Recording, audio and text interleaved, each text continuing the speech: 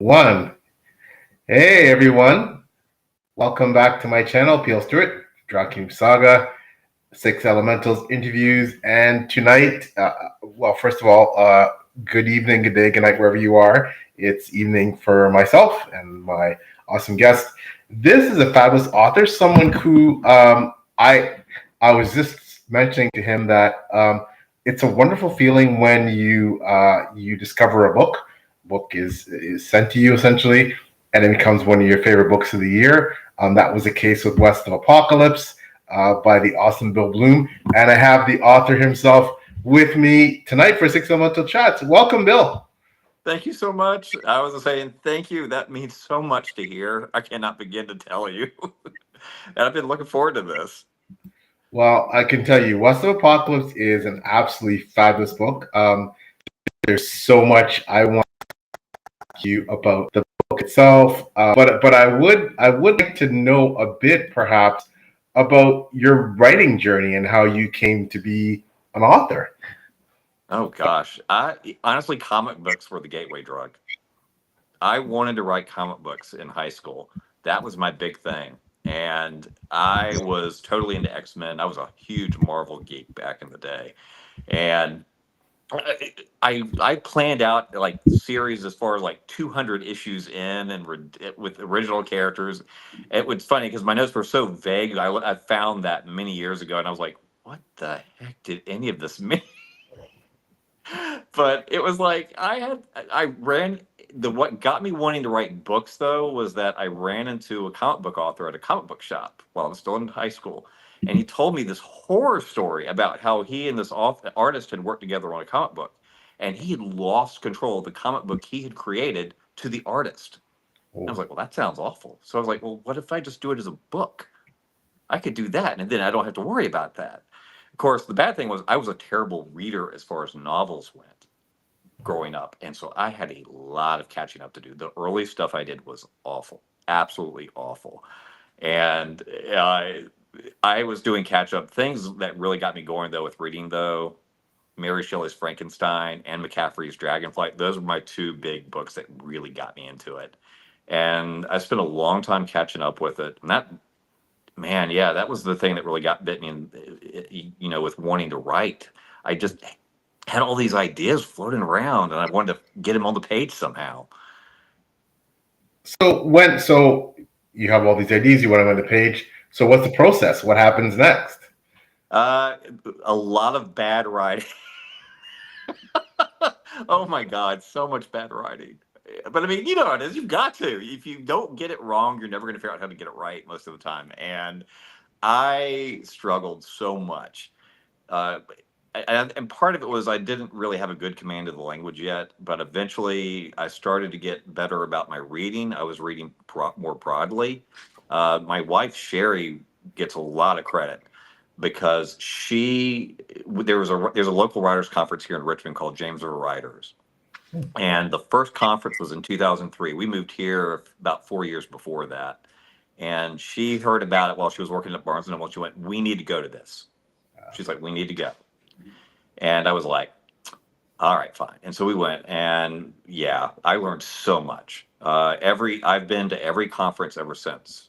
In fact, I've got very heavily involved behind the scenes at times. I've moderated dozens of panels now, and that was a blessing because being a moderator, that really made a big difference for me.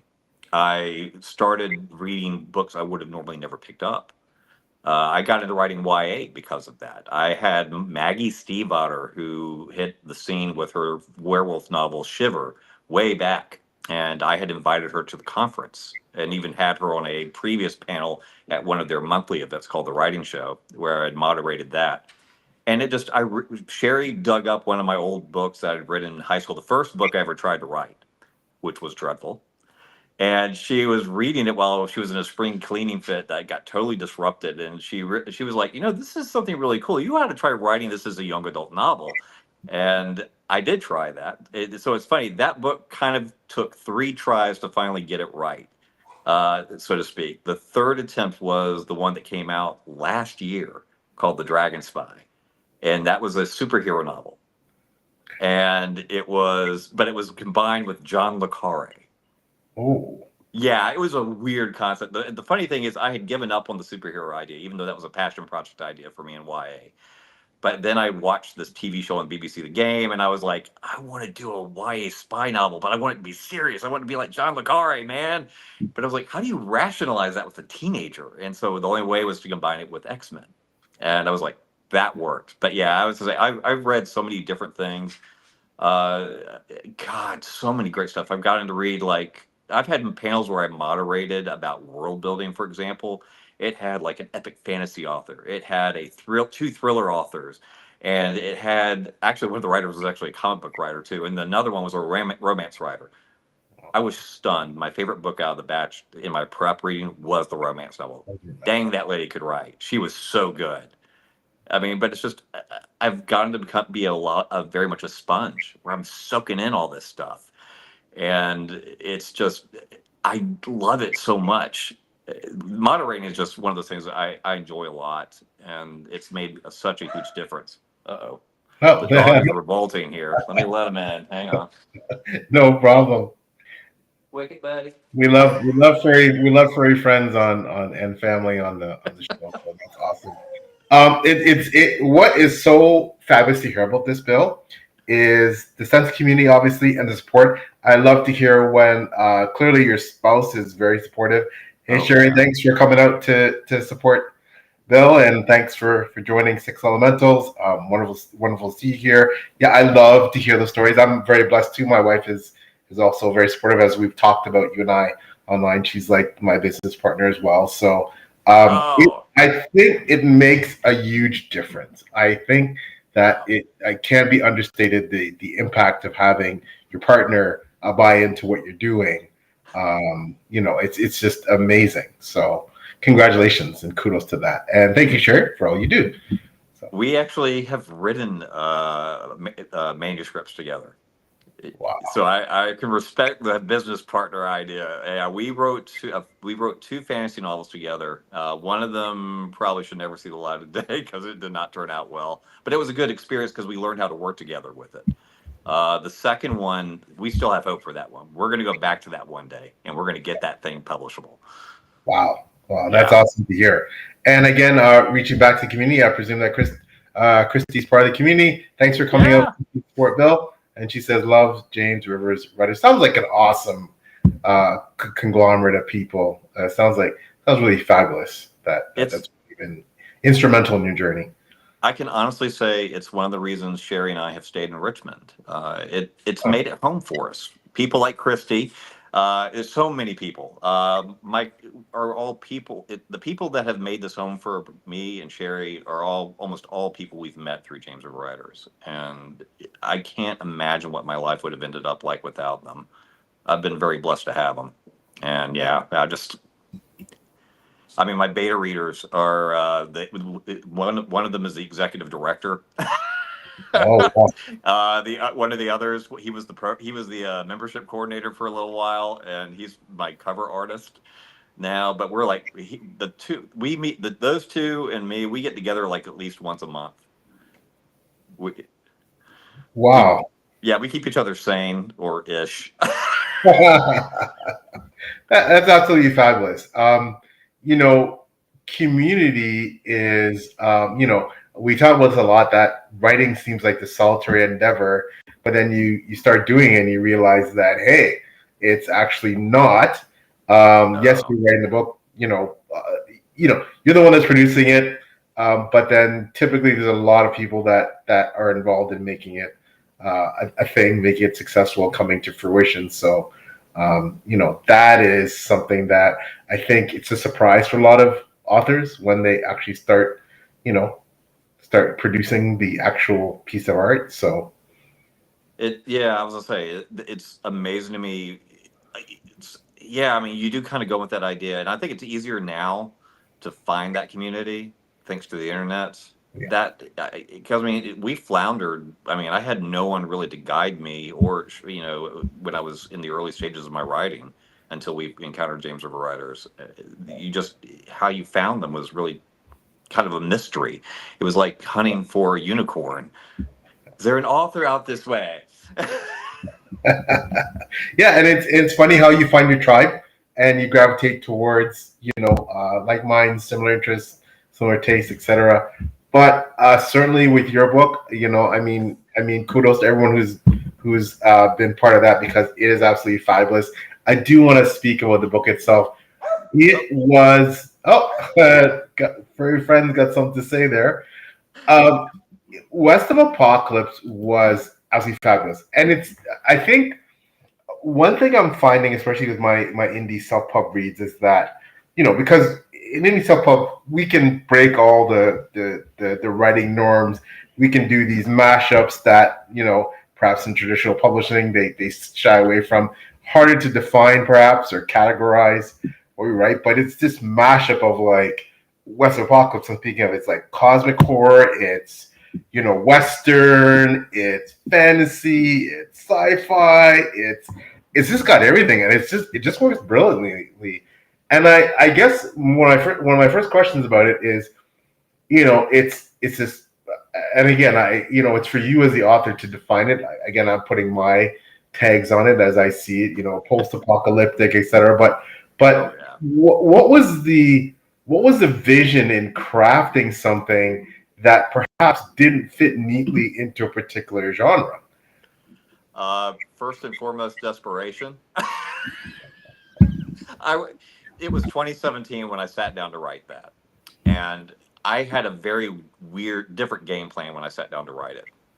I was 2 years away from having had anything published, not a short story, not a novel, and I was frustrated. I was between projects, and I was trying to think of something I could get out there quickly, which I'll make fun of myself for that in a second.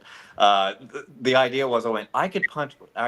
I'd reread Stephen King's The Gunslinger, and that's the first book Sherry ever lent me when we started dating in high school.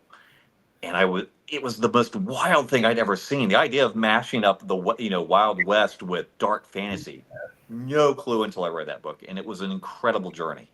And I was like, it was weird to revisit it on the other end of my writing career with new eyes and kind of be like, it was neat to see how he had written these separate stories and they told a cohesive one. I said, I could write 6 novelettes, which are roughly about 15,000 words each, and try to write them in a way to where they each stand on their own, but they form a cohesive story.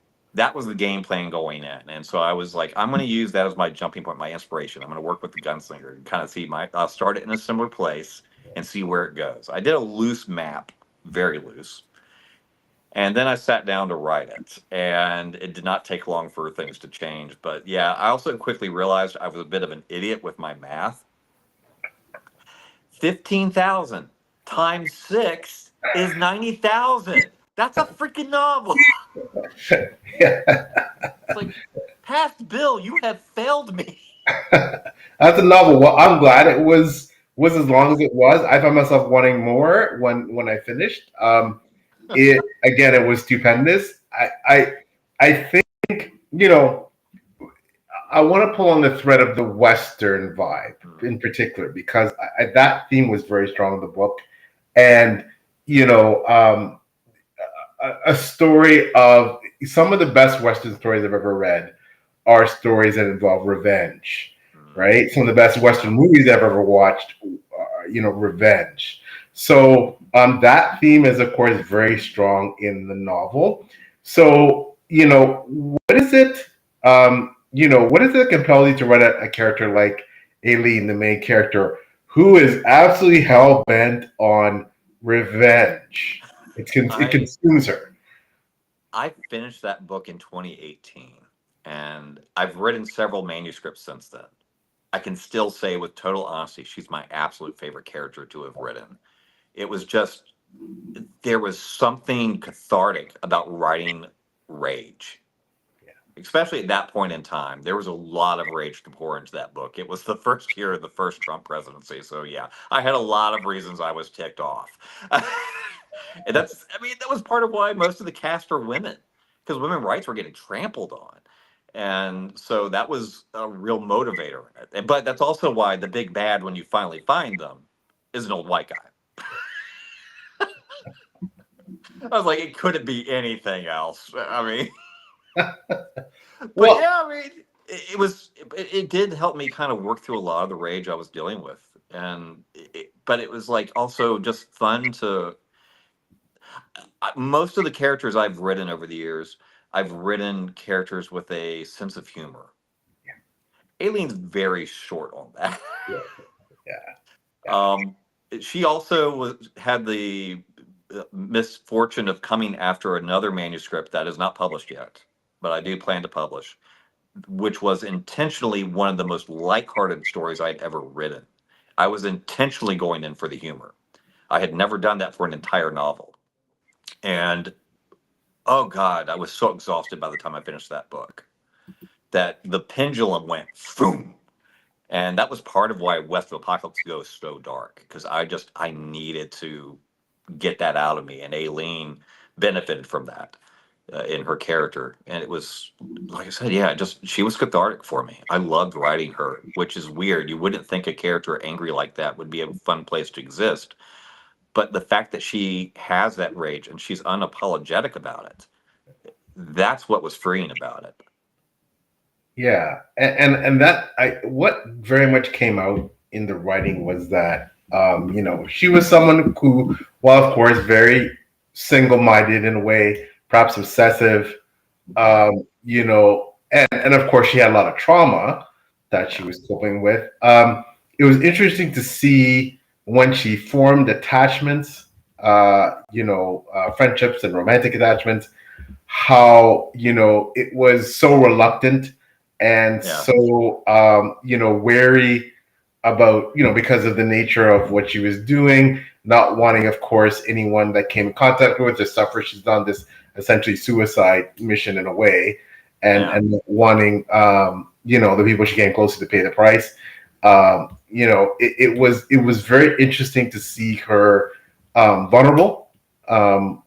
This person who's hell bent on revenge, when she forms these attachments, being vulnerable and being willing to, very grudgingly take the chance to have other people join her, in this quest that seems ultimately doomed to failure. So it was great to see her kind of deviate for a moment just from the single-minded revenge thing, which was, I mean, again, it was fabulous to see her, her utter fierceness and indomitable will and all those things. But it was also great to see her, be vulnerable and open herself up to people, knowing that, this could cost them her life, their lives, but still. Yeah. I didn't appreciate even when I'd finished the book how much her character does develop in the story. Because she seems so single minded, it doesn't seem like the kind of character would have much development. But I was on a panel, my cover artist, Phil Hilliker, actually moderated the panel. And I was like, even thinking, like, how is he going to ask me any questions on character development with Aileen? When he started asking the questions, I quickly realized, like, yeah, she actually does go through a lot of change in this book, and some of it I force on her without really. It's still authentic to the character, but it's stuff that's kind of forced on her. I think probably the most interesting shift in her is the sharing of her body with Baston, Yes. because there's an element to her that's not really spelled out, but she is. After that, she excises Baston. There's a part of her that is feeling lonelier that she has in many years, and which is great because that opened the door for Kelvin, Yes. romantically speaking. That's why that worked at that point in the journey, because I actually did throw a few guys at her along the way. If you notice in the part one and part three, there are two. No, part one and part three. There are two guys I kind of throw at her in each of Yeah. those. And in both cases, man, I tell you what, talk about a character being fully realized so fast. Even in the first one, when the deputy tries to make a pass at her, she slammed the door on me Oh so yeah. hard. It was not even fun. Yeah. Yeah. Yeah. She was someone who did not open herself up easily for good reason, clearly, Yeah. right? But I do want to, I could sit here and talk all day, but Brooke, and I would like you essentially to, if you don't mind, give us your own, non-spoilery, synopsis or pitch about what the book is all about, because no one can do that better than the author. So For Aileen, the 13 took everything from Aileen, her family, her life's ambition of being a knight, everything that mattered to her was wiped away by the 13, most of whom were traitors to the knighthood. And at this point in her life, she is on a quest to kill them all, no matter what it takes. That is her journey. And now I know it sounds weird when I talk about how important and how much I love this book, because on the surface, that's all it seems to be. It's just a revenge quest. But for me personally, it was the book where it's my favorite thing I've ever written because it was like creative heroin. It was like I got a high off of writing this book because it was like I was just pulling all sorts of weird crap and throwing it on the page, and it was working. It was working. It was like, and it was just like exciting. I wrote the rough draft of that book within like 7 months. wow. Yeah, I mean, it flew out of me. It was just, I will be chasing the high I got from that book for the rest of my life, which is a wonderful problem to have. But on the surface, it seems, like I said, it seems weird to be passionate about a book that's just about a revenge quest. But from a craft standpoint and just a creativity standpoint, it was so much more than that for me. And I hope for the reader, my hope is that when they read it, they feel that. And I think a lot of times they do. Yeah, it was so much more about that for me too. I mean, the world building was stupendous, and you have this portal world jumping, atmosphere where everything always seems very tenuous. You don't know which enemies are around the corner. You don't know necessarily if you can even survive. You even breathe the air where you're necessarily Oh, yeah. really going to. You don't know if there's weird creatures. You don't know. You're totally unaware and oblivious to the hazards until you actually the traps until you step into them. All you know is that somewhere out there there's these deadly warriors that are going to want to kill you the way you're looking to kill them. They're going to want to kill you, and they typically have quite the posse assembled, under their command. That And they have the advantage of being immortal. yeah, yeah. So they can you have one life, and they have many, or so it Yeah. seems. Yeah. That in itself just created this really tense atmosphere that every time she changed world, it's like, okay, what's coming next, right? That actually is why when I was talking earlier about my outline being very loose, most of what I had planned after Act Two got shelved almost immediately once I finished the second act.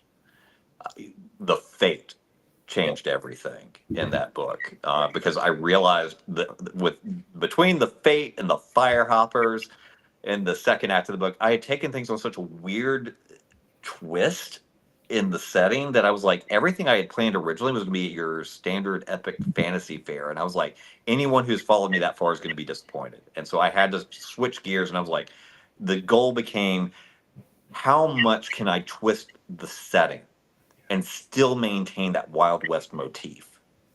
That was the challenge, and that's part of what made it so fun. I was thrilled when I managed to have her in the underground city in the fifth act, which is very advanced, and it still holds on to that Wild West motif, which was such a fun.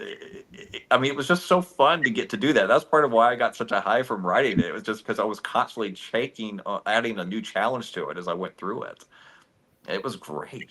Man, I Yeah, love that stuff. But yeah. yeah, that was The why fate, things changed. some of these elements, and these are now for me a lot of the horror slash cosmic elements. Those for me were some of the absolute best parts of the book, and the creepiness, the sense of just terror, those parts really. I just had to compulsively keep reading, right? Like when the Uh, when the fate was introduced, that was I had to find out, because there was, of course, and I can't get into spoilers. Clearly there's fate has information that Aileen doesn't. There's a lot going on. I can't get into spoilers, but there's a lot going on there. So, Yeah. that storyline really had me, had me hooked. Right? I love that. I will say for me, one of the things that was in terms of my craft that I realized when I was elevating was the fifth act of the book. I think that's when I really realized I'd kind of started to up my game because it was halfway through the fourth act of the book that I finally figured out why it had to be Aileen to defeat the 13. I mean, it probably seems weird to say that from the standpoint of someone who's read it, and it seems like it was so cohesively written. But there was a lot of floundering in that. I had a lot of crazy ideas to potentially explain why Aileen was the one to take down the 13, why it needed to be her. Probably the wildest one that did not remotely show up, and I don't mind giving this away, was that she was going to be a fabrication of the galaxy, dreamt up by the galaxy to free itself from the 13. And that this whole backstory, this whole life that she thought she had never existed. Yeah, that was absolutely crazy. And of course, the ending I did not see coming. I love it. The ending was absolutely unpredictable. Then they could not have forecasted that. But I want to say too that the writing was astounding. The prose was fabulous. The action scenes, wow. And I love what I love about the authenticity about the action scenes is, action scenes where the hero gets hurt badly, right? Like that's always something I look for, where the hero just doesn't walk away, totally, unharmed without, the hero gets hurt badly physically and emotionally, and you know, then there's always a cost and consequences to her actions, and that part, I actually love. But the writing was fabulous. You know, there are some really poignant moments, like really poignant, heart wrenching Oh, moments. And she loses people that she cares about. And she feels responsible because she's there again. She's let them in, and she's brought them with her on this quest, right?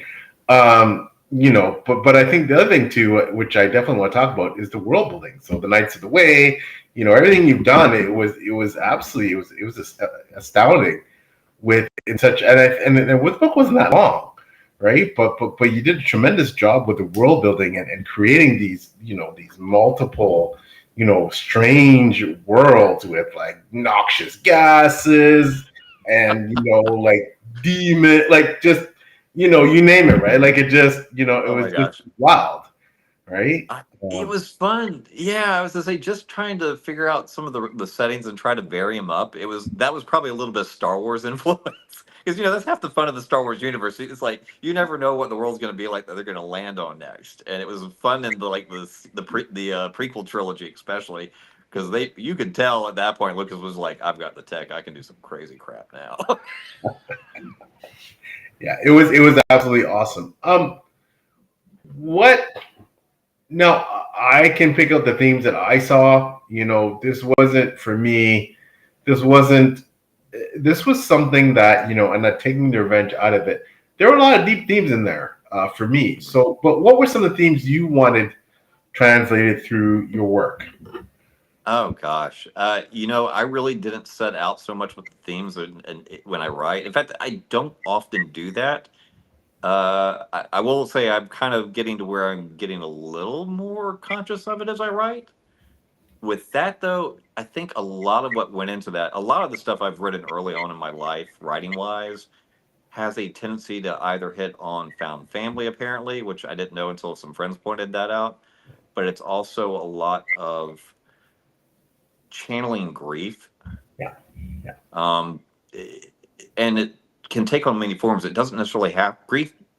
I think it's easy to think of grief as simply being focused on the loss of someone, the death of someone, but it can also be so much more than that. It can be the loss of something, like something in your life that was important that no longer is there. And it can be the idea of something. It could be part of your identity that's now ripped away because of circumstances beyond your control. And trying to figure out once again, now that that's gone, who am I? And I think for Aileen, it's easy to look back on it now after I've written it to realize so much of what's going on with her character. She's also trying to figure out who the heck she is in this journey. She knows what she wants to accomplish, and she knows somewhat how to go about doing it, but she still, there's a small part of her in the back of her head that she doesn't know how to think beyond it, and she knows that's not good. Yeah, I definitely found that element of it. I'm trying to live by a certain code. Yeah. Being, essentially the last of your kind, and Yeah. trying to redefine perhaps what an organization you're part of, what that means or what that meant, and like you said, trying to, adhere to certain, tenets or values.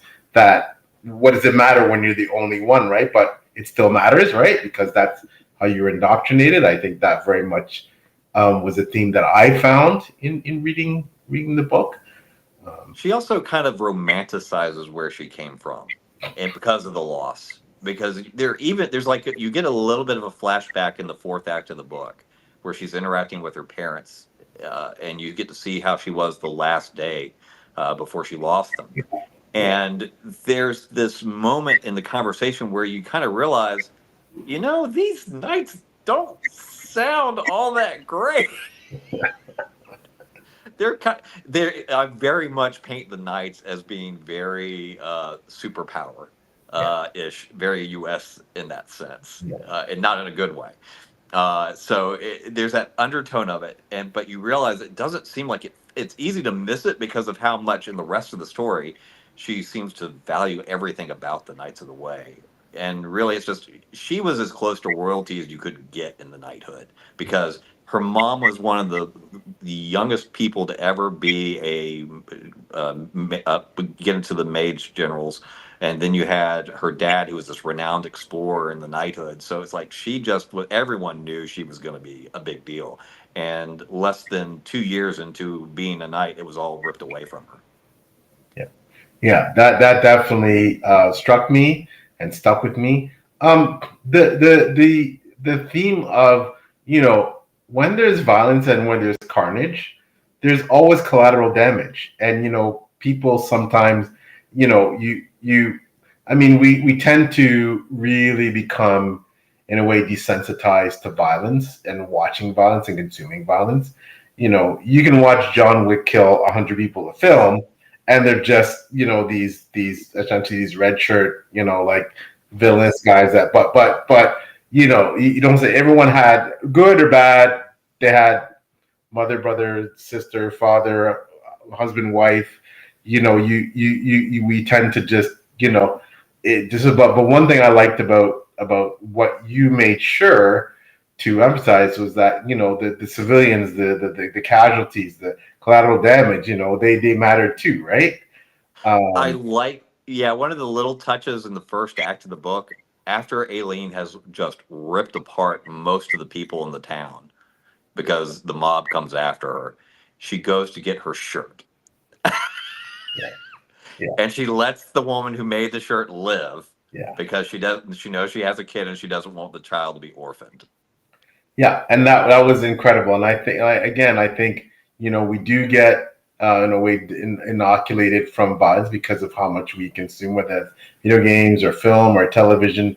But I love books that they always pay attention to the fact that, hey, these aren't just nameless, faceless, people that just get killed, for the plot. They're also people. So I like when that care and attention is given to, that aspect, and I thought that was really well done.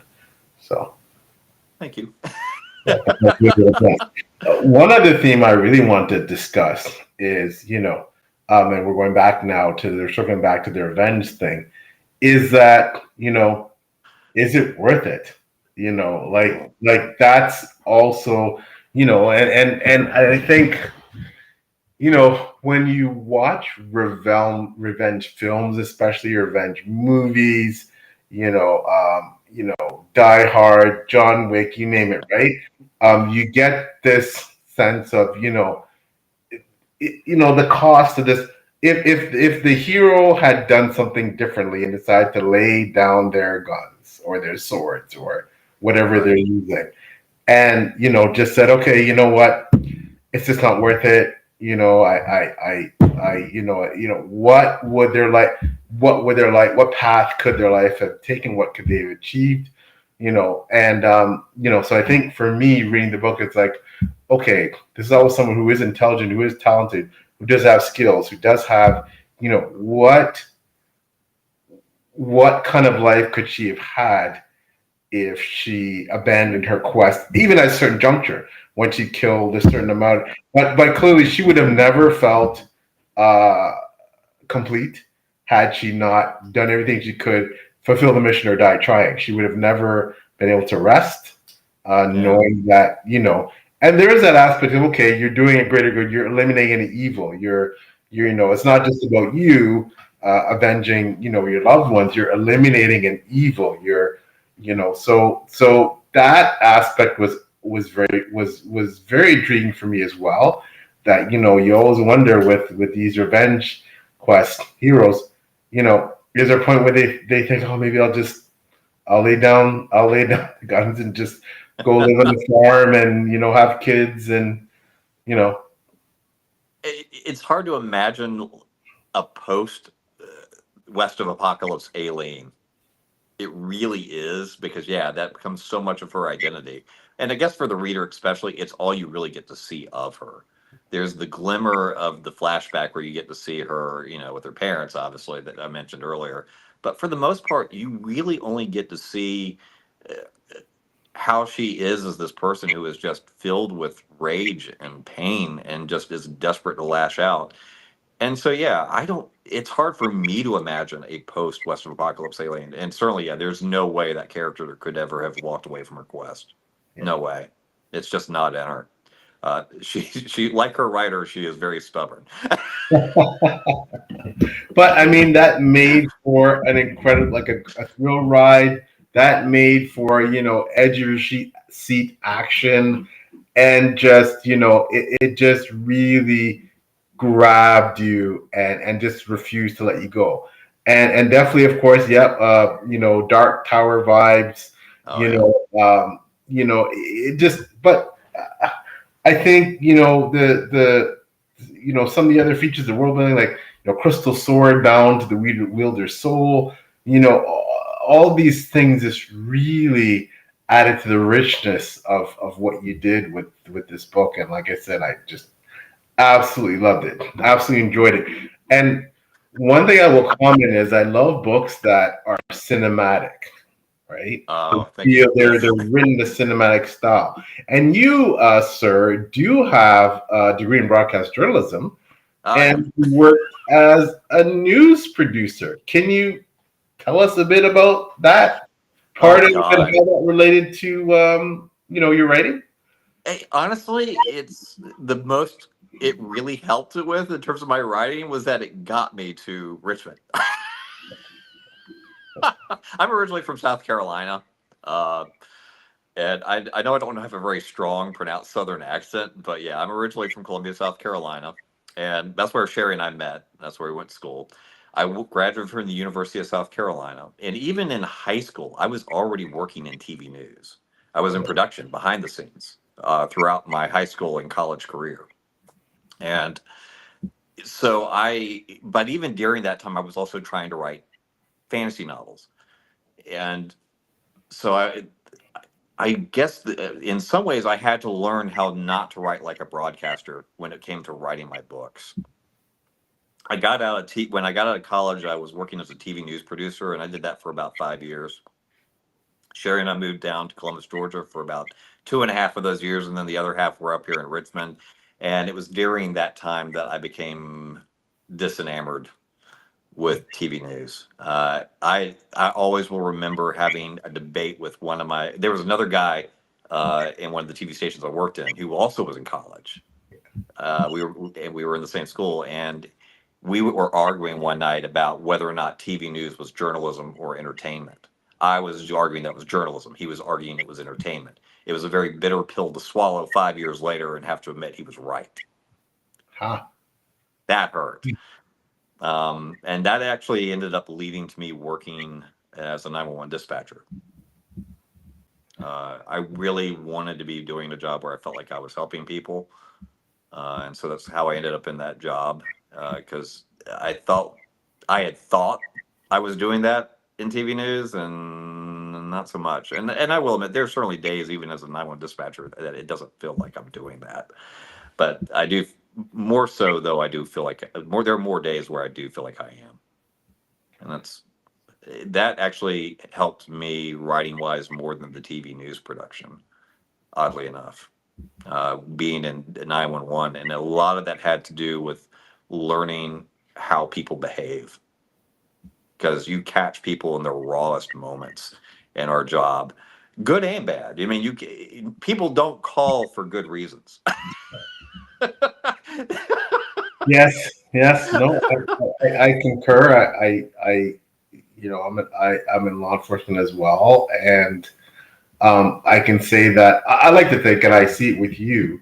There's certainly not just the maturity, but there's that life experience that I think you bring to your writing that I notice that people who have worked in certain fields, it definitely bleeds into their craft. Where they understand human relationships, they understand, tragedy, they understand, the highs and the lows of, I guess, human life, right?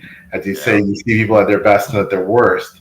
And I think that, but you what specifically though, I want to get back to the 911 dispatching occupation, but uh, your colleague that said,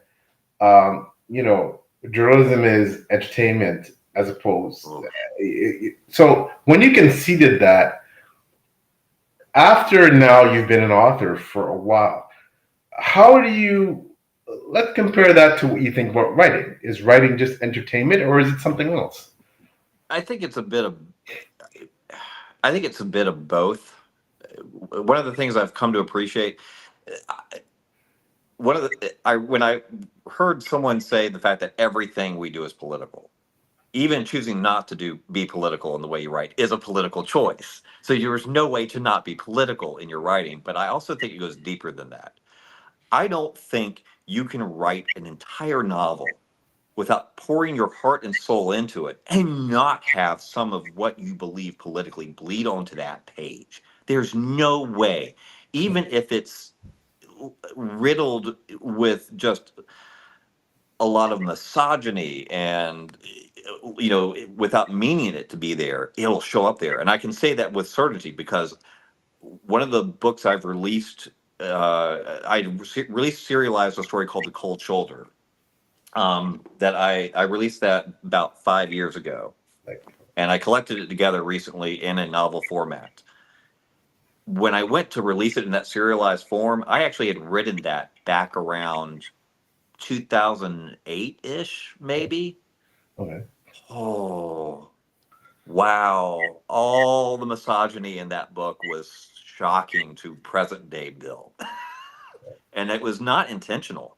I mean, I'm the kind of guy I learned how to play sports from my big sister.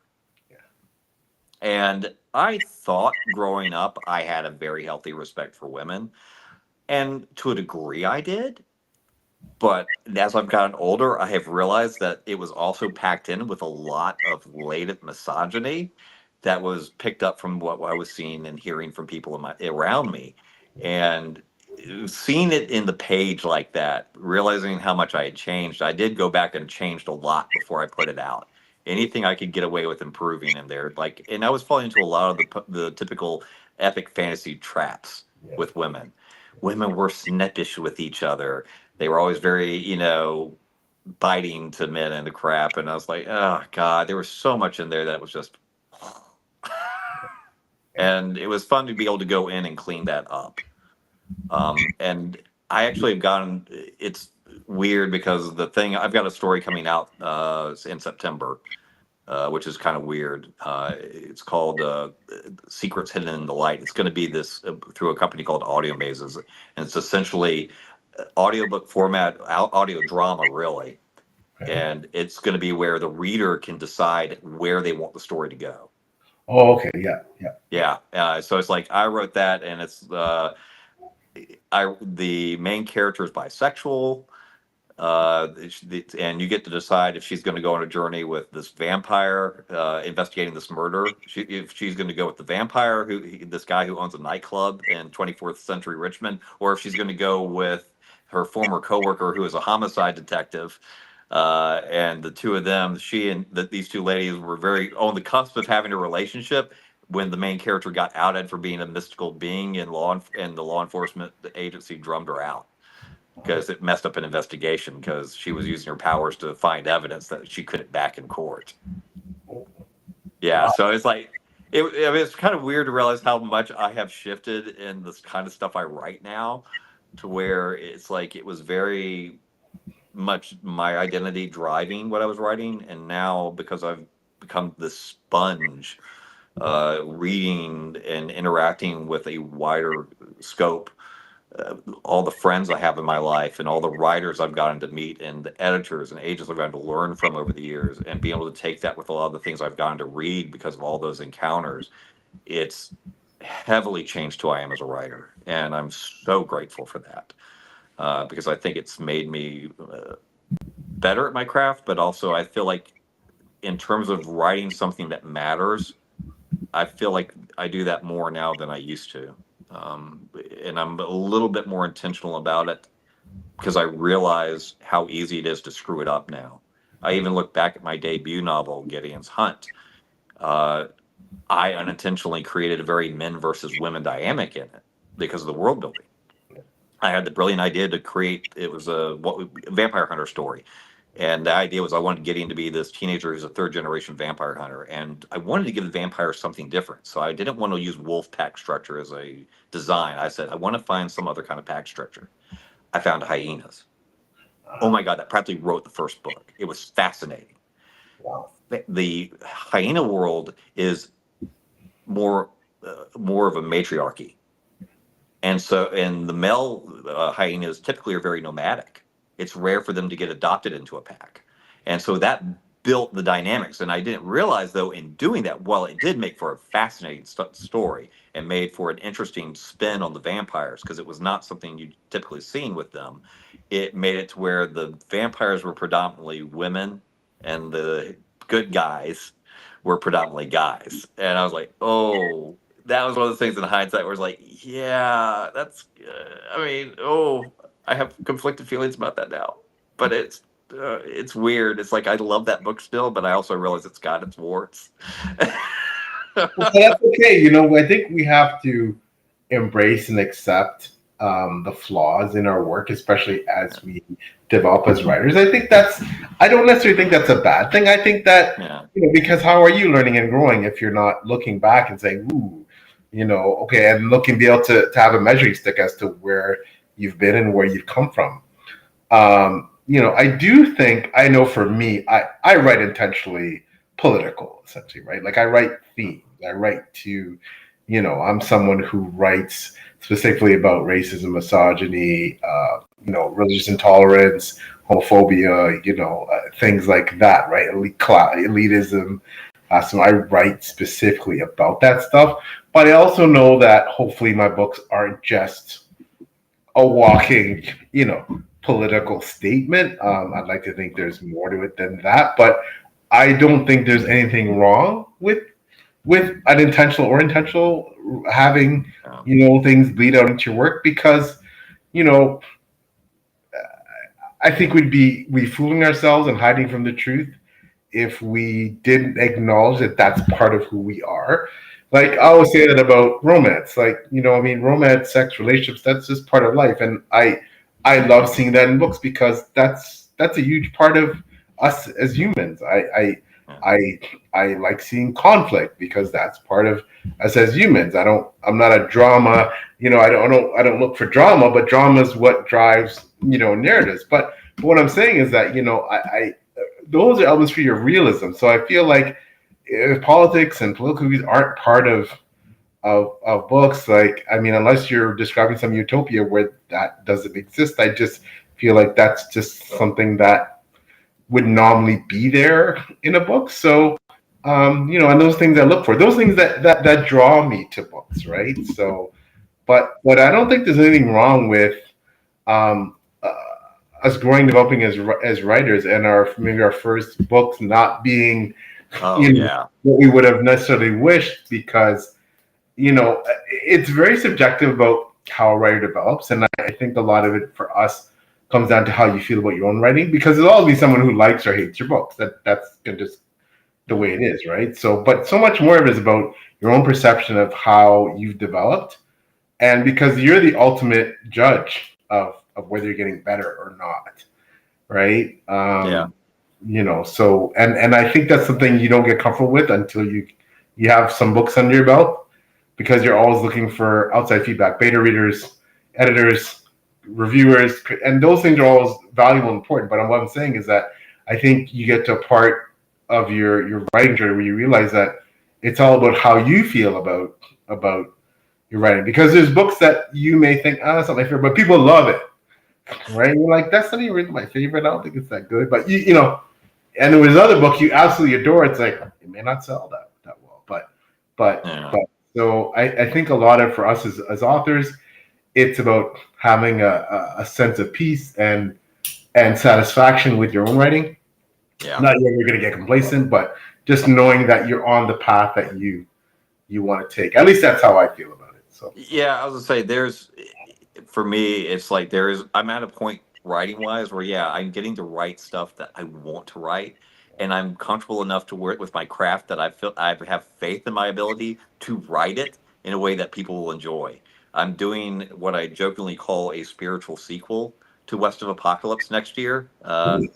It's not going to be. I'm doing what I'm jokingly calling a Strange Swords trilogy. Have you ever watched Hot Fuzz and uh, Shaun of the Dead and I've seen Shaun of the Dead. the Cornetto trilogy, where it's like these three comedy films have nothing to do with each other. They just have the same actors, some of the same gags and themes in it.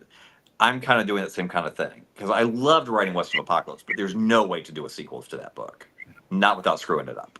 Yeah, I get it. I get it. After reading it, I get it. I get it. And so I'm doing a book next. I intentionally sat down, and this was one of those chasing that high moment where I was like, all right, how am I going to write a book that gives me that same thrill? And so I took some of the elements from the West Apocalypse that I loved, the weird settings, the weird creatures, and and I wanted lots of sword fighting. And I was like, how do I recreate that in a different way?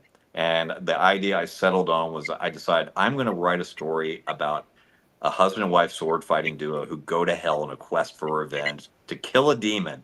But to get the demon's death to stick, they have to get the head and the heart of the demon out of hell within 7 days and toss it into an eternal flame on the mortal plane. And their only way to find their way out is following a 15-pound silky terrier who will guide them through hell. And it's actually the book is called To Hell and Back, and humorously enough, it's actually a lighter story than West of Apocalypse. Oh, wow. And it's even their whole thing is they're a modern day husband and wife sword fighting duo who help with exorcisms. Uh, It's it sounds like fun. It just sounds like a lot of fun. it was for me the thrill of it was writing the story about a husband. You're talking about the conflict in stories. One thing I did made an intentional choice in that story. There is not a conflict in the relationship between the husband and wife. Ty and Danny have a solid relationship from beginning to end in that book, and that was a conscious choice for me. You talk about going in and wanting to make a statement. Yeah. I grew up in a home with my parents who got divorced when I was in high school. I remember wearing headphones so I wouldn't have to hear them arguing. And I don't like stories for the most part where the characters in a relationship struggle with the relationship. And so I wanted to write that story to where I could it was basically me kind of being like I can make a good story with a couple who don't have a problem in their relationship. I want to put them on a journey that would usually get reserved for a single person and make it to where they do it together and they work together as equals throughout the entire journey. And it was very fun to do that. Throwing the dog in was a last minute decision. And oh my God, that was so fun. Yeah. In fact, I ended up adding more of the dog because my beta reader's like, more dog, more dog. More Wicket, please. Oh, that's awesome.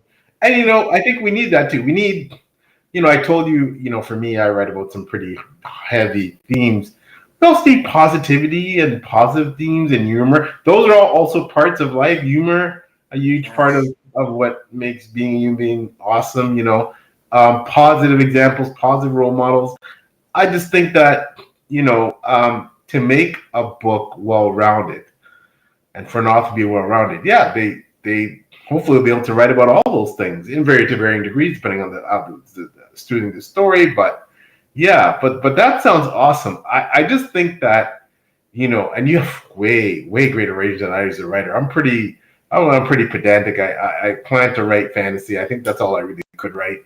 But I really admire people who can write any genre, which I believe you have, and you can just mishmash genres, which clearly you have. You have a lot of admiration and respect for people who can do that and write really fun stuff. So, and I sometimes I'm kind of pedestrian in my reading taste, but then it's always nice to get out there and just read something that's just fun and wild and crazy and not on the beaten path of traditional epic fan. Oh Like it's yeah. always great to read that stuff. So kudos to you, man, for what you're doing. I just hope you keep doing it. Thank you. I'm into all of you though. You're like writing a 7-book series, and you're like five. You got 5 of them out. I'm doing 2 more in the Dragon Spy series, and I'm scared as heck. Yeah, well, How do you do 7? yeah, I'm a planner and obsessive planner, and that's constricting and limiting in some ways. But for me, it's actually liberating because I don't think I could deal with myself if I wasn't like that. But no, I love authors like you who they go for it, and it's not about how many books in a series you read. It's about just getting the work out there, I think. And for some people, that's 1 book, and for some people, that's 50, right? So, I have a number in my head that I'd love to achieve. God grant me, life long enough and health and wits and faculties to do it. I'd like to write between 20 and 30 books in my lifetime, at least. I'd love to do that. We'll see what happens. But for some people, they don't know how many books they're going to write. They might quit tomorrow, but that's okay. Like, you know what I mean? But it doesn't matter. It's all about what makes you happy, right? So, Yeah. but I do want to say again, I really enjoyed West Apocalypse. It's great to read a book that's not only well written but compelling, and something that keeps you on the edge of your seat, keeps you reading, wanting to read more. So I do plan to read more of you. I mean, TBRs are huge, but I do hope to get back to more of your work in the future because I said you're an awesome writer. Thank you so much. Yeah, it means so much to hear that for that book because it sat. I finished it in 2018, basically, and it sat for 5 years, and it was brutal. It was such an important part of my writer journey, and I had no real way to talk about it with anyone. I could count on one hand for most of that 5-year span the number of people who had actually read it, and it was painful. And I was driving my friends and Sherry crazy when I finally made the decision to indie publish West of Apocalypse. Humorously enough, I was meeting one of those monthly meetings, get-togethers with Catherine and Phil that I was talking about earlier. They had actually planned to intervention me and say, "You need to release the book, Bill. Just do it." So is traditional publishing, small press, is it big trad fight? Is that something that's potentially on the table for you? Is it? Are you happy to be an indie author? I know I am. What's the what do you think the future holds there? Oh gosh, I'm at this point. It's fun to kind of at least be writing without worrying about whether or not it's going to get out there. That part I like. It doesn't change the fact that I write with like I have a chip on my shoulder, and so I do want to. It pushes me to where I really want that book to be as good as it can be. I want it to be the kind of thing that a reader can't put down, uh, and I want it to be something as much as possible that they haven't seen before. That's driven a lot of the stuff I've read. And in fact, most of the writers I admire more than any other are those kind of writers. N.K. Jemisin, Melinda Lowe. Talk about people who are constantly pushing the envelope with their writing. Those two, man. Yeah. they blow me away. Honestly, especially Melinda Lowe, because I will say she is. You talk about writing different genre. She's done like epic fantasy. She's done sci-fi. She's done mystery thriller. I mean, she even did historical romance, which that actually is probably my favorite book of hers now. Which last night at the Telegraph Club. My God, that's a good book. And, I love what she does, and so yeah, that's for me. That's what I want to be. I want to be that kind of guy where I have that strength. I just really would love to be able to have an agent who could be kind of fighting for me in terms of trying to sell rights. That would be lovely. And I would never turn down the idea of traditional publishing. I was really hoping I might pull that off with To Hell and Back.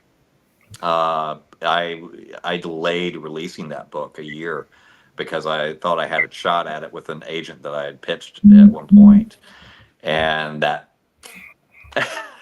he got out of agency. I didn't realize for many months that he had gotten out, and I was like, "Are you kidding me?" Yeah. So yeah, Well, I mean, irrespective of how you publish, you're a successful author, and again, wherever your writing path takes you, I have no doubt you're going to continue to produce really great stuff. So, again, kudos, to you for that. And Chrissy's given an endorsement there for Melinda Lowe. Incredible. So, she's love the reason getting. I read Melinda.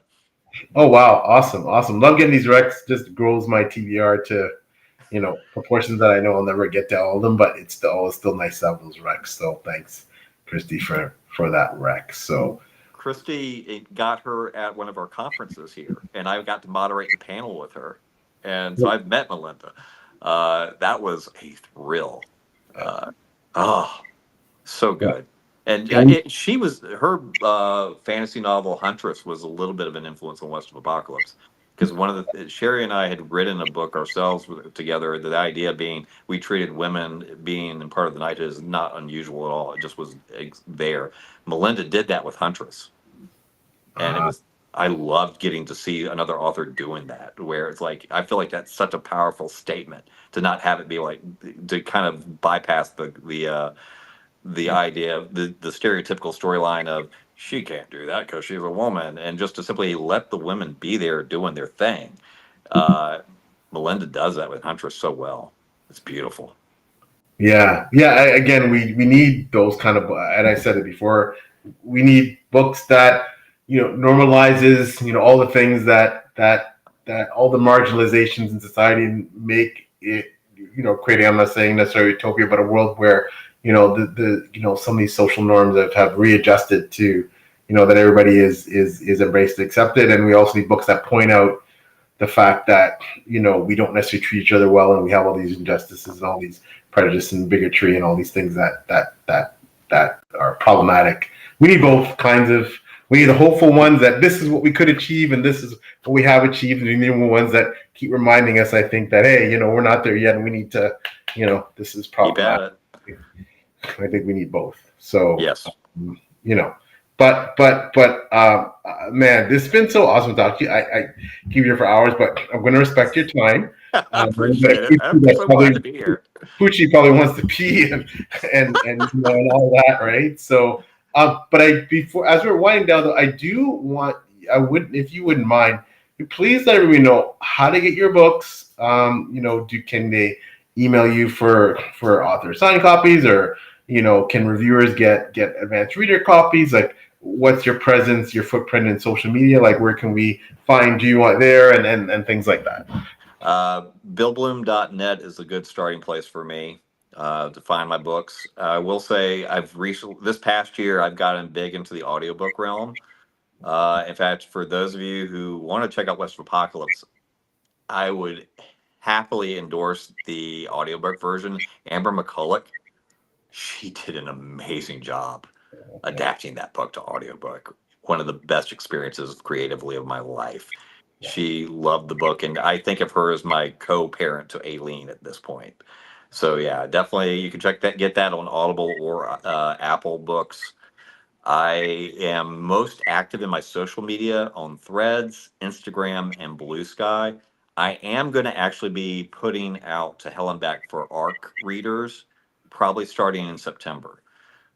For anyone who's interested, I'm going to be putting up like a Google thing where people can apply to it, and I think people are going to really love that book. Is going to appeal to anyone who loves dogs and sword fighting, and married couples that make it work. Uh, that is going to be, I think it's, there's a scene in there with the dog. One of my favorite scenes is actually the dog adoption scene. It's a flashback scene where you get to see where Ty and Danny adopt their Wicket, and it's almost identical to when Sherry and I adopted Wicket, the real Wicket. That is awesome. That is awesome. That sounds really heartwarming. I again, it's so amazing to discover a great person like yourself and a fabulous author that you weren't expecting to, you just did a book that you weren't expecting to really adore, but you do, and that's something I really, really, really, it's one of the reasons I love this community, right? So, yeah. It's been an honor and a privilege to have you on. Thank you. I'm already happy. Thank you for your service and all you do to protect the community. Dispatching is not an easy job. I know that from a family member, very, very close family member who was a dispatcher for a long time. So, it's kind of an unsung job where, you're the person that takes the call, and, sometimes you're forgotten in the chain of events that, the frontline officers tend to get, a lot of the blame and a lot of the credit, but sometimes the dispatchers get forgotten. So I thank you for your service and for what you're doing.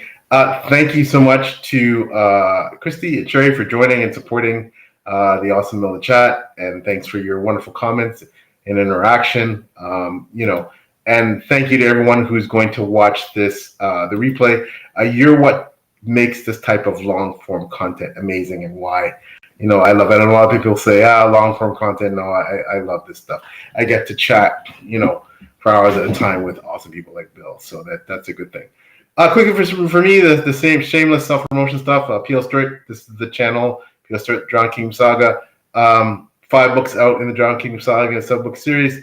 The 5th book, A Pack of Wolves, recently published. And book 6, A Black Dragon Unread, coming in the spring of 2026.